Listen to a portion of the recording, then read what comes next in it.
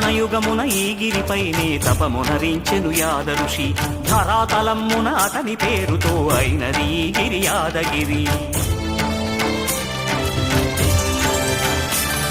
ఈ గుహలో వెలసెను ప్రళయ మహోజ్వల జ్వాలా నరసింహుడు.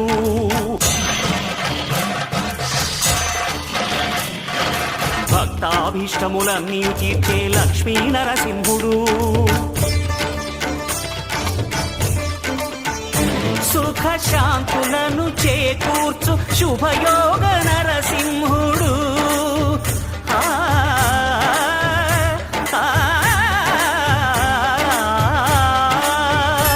సుఖ శాంతులను చేకూర్చు శుభయోగ నరసింహుడు. నమో నమః నమో నమః. నమస్కరించెను నాలుగు దిక్కులు నఖముల వెలుగుకు